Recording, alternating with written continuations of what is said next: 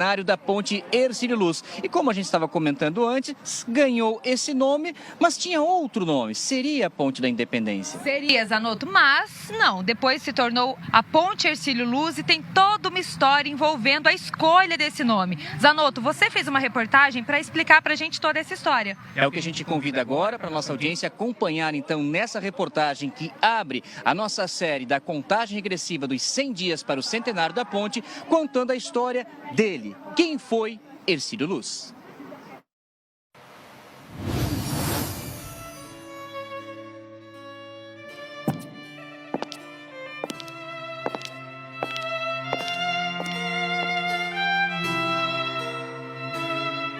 Filho de Joaquina Ananias Neves da Luz e Jacinto José da Luz.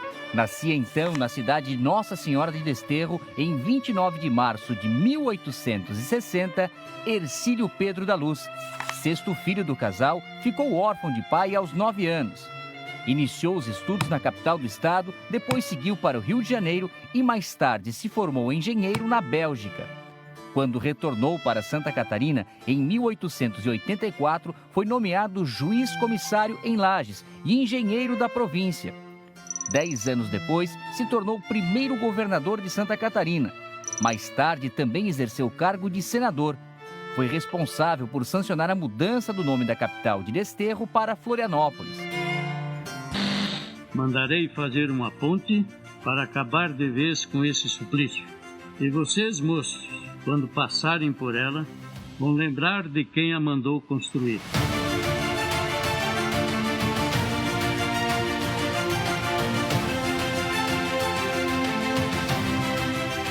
Além do principal cartão postal do estado, Hercílio Luz recebeu diversas homenagens por todo o território catarinense, com o nome de ruas, avenidas, praças públicas, time e estádio de futebol e o aeroporto internacional em Florianópolis. E para conhecer um pouco mais da história de quem foi Hercílio Luz, nós viemos até a casa de campo da família, que fica aqui no distrito de Taquaras, em Rancho Queimado, na Grande Florianópolis. A casa é aberta à visitação de terça a domingo. Foi aqui que Hercílio passou os últimos anos de sua vida. Ele casou primeiro com Etelvina, onde teve 14 filhos. Depois do falecimento dela, casou com a irmã mais nova, Corália, onde teve mais 5 filhos. Foi isso que levou Hercílio a tomar uma decisão de ampliar a casa, construir um segundo pavimento para abrigar a grande família. Edificação do início do século XX foi adquirida pela família do ex-governador em 1911. Após a morte de Hercílio Luz, em 20 de outubro de 1994, vítima de câncer no estômago aos 64 anos, a casa da família chegou a ficar em situação de abandono até fevereiro de 1985, quando foi tombada como patrimônio histórico. Atualmente está sob os cuidados da Fundação Catarinense de Cultura. Além dos momentos de lazer e descanso aos fins de semana e durante as férias, essa casa de campo da família de Hercílio Luz também serviu para decisões importantes da história do estado de Santa Catarina. Pois foi aqui nesse espaço que políticos e autoridades da época já estavam elaborando projetos como a então chamada Avenida do Saneamento. Hoje, a Avenida Hercílio Luz, que corta o centro da capital. E o mais importante dos projetos, a construção, o início da ponte Hercílio Luz. Mas isso quem nos conta é ele.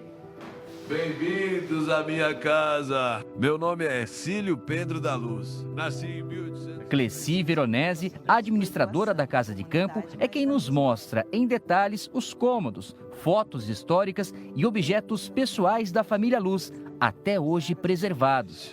No início era só esta parte baixa, que era da família Schwinden. A família Schwinden veio de Luxemburgo, fez essa casa, morou por algum tempo e foi embora. Então foram 3 famílias a que construiu essa casa, Hercílio Luz, e depois a terceira família até ela virar patrimônio histórico. Isso mesmo. Primeiro da família Schwinden, aí após do governador Hercílio Luz, e após a morte do governador Hercílio Luz, ficou para a família do seu Roberto Schitz. Ele construiu para a grande família, né? Ele teve 19 filhos, 14 filhos com a primeira esposa e mais 5 com a segunda esposa, né? Dona Corália. Então, essa foi uma construção feita por ele. E é aqui que nós temos o quarto de Hercílio? Isso mesmo. Vamos lá ver então. Então vamos lá. Aqui no quarto de Hercílio, tudo preservado. Cama de madeira, colchão de palha, criado mudo, cômodo em madeira, a penteadeira e o roupeiro de madeira. E a gente vê tudo uma simplicidade, né, Cleci? Como você falava, a própria cama bastante estreita na época. Olha aqui, ó, o colchão de palha que a gente falou, ó. Algodão não usava, era isso, pegava a palha, um pedaço de tecido e estava feito o colchão. Pois é. Hoje a casa de Hercílio Luz lá na capital não existe mais, né? Já é um empreendimento comercial. Isso. Agora os proprietários fizeram uma doação de alguns móveis, entre eles essa escrivaninha que era de Hercílio também. Isso mesmo, essa escrivania foi doada pelo Grupo Milano e veio para a Casa de Campo. Ou seja, documentos, projetos da própria ponte podem ter sido escritos em cima dessa mesa pelo Hercílio. Com certeza. Alguns livros, né? Nós estamos na sala de leitura, alguns livros ainda em alemão do Hercílio Luz. Pequeno Atlas do Brasil. Vamos ver o que tem aqui nesse material, ó. São Paulo, 2 de março de 1922, antes mesmo da ponte, 4 anos antes do início da construção. Santa Catarina, no mapa lá do início dos anos 1920. Ó, Ilha de Santa Catarina, Florianópolis, aqui embaixo ainda, ó. Desterro, Palhoça, Maciambu. Naquela época a casa ficou para herdeiros, estava muito abandonada. E aqui a gente vê o relato de toda essa recuperação, né? Essa restauração da Casa de Campo Hercílio Luz, né? Nós temos alguns aqui ainda objetos da época que era, né, a restauração como foi feita, em especial aqui os lambrequins. É uma das características que existe nas casas alemãs, são os lambrequins, todo esse cuidado. O que estava reunindo essas pessoas todas ali? Isso aqui era um carnaval de rua em Taquaras, né? Então, em frente à venda, que a venda hoje seria o supermercado, a igreja, então também ali representando a festa religiosa, aqui na Capela São Bonifácio, né? Uma procissão. Então, conta um pouco da história de Taquaras, aonde está localizada a Casa de Campo Hercílio Luz.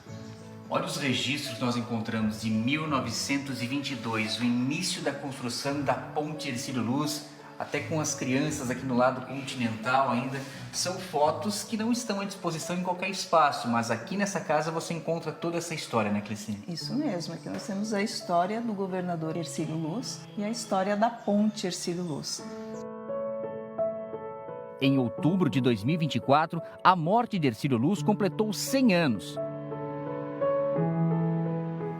12 dias antes de morrer, já bastante debilitado pela doença, Hercílio participou simbolicamente de uma travessia sobre uma réplica de madeira da ponte, montada especialmente no canteiro de obras. E foi feita então essa réplica num tamanho, digamos, de proporções que uma pessoa, né, um adulto pudesse passar por ela nesse mesmo desenho do que tem a ponte. E isso então, pronto, a ponte que seria chamada Ponte da Independência, então, em função do falecimento dele, não vendo e não sendo possível ver a conclusão da obra, então achou-se por bem dar o nome da ponte a ele que havia idealizado esse projeto. Hercílio, um século já se foi. Se você pudesse ver como a sua iniciativa de realizar a primeira ligação do continente com a ilha se tornou o maior símbolo de Santa Catarina. Uma obra tão desafiadora para a época e que hoje, recuperada e com a devida manutenção, tornou-se também palco da vida, da arte e da cultura de um povo. Hercílio Luz sonhou com essa travessia antes que ela existisse. E se agora ele pudesse atravessar a ponte que idealizou, sentir o vento, observar a cidade e caminhar sobre o próprio sonho, que permanece vivo 100 anos depois. Algumas obras são tão grandes que continuam levando seus criadores adiante, vivos na história.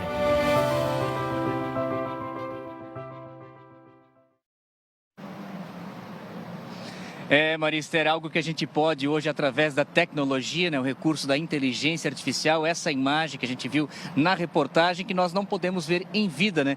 Hercílio Luz cruzando o seu projeto idealizado lá no início do século XIX e hoje a gente trazendo um pouco dessa brincadeira, né, Marister, da estátua dele que está aqui próxima no Parque da Luz, fazendo que Hercílio pudesse, então, atravessar a ponte. É isso, a inteligência artificial mostrando que não pode ser visto até então, né, Zanotto?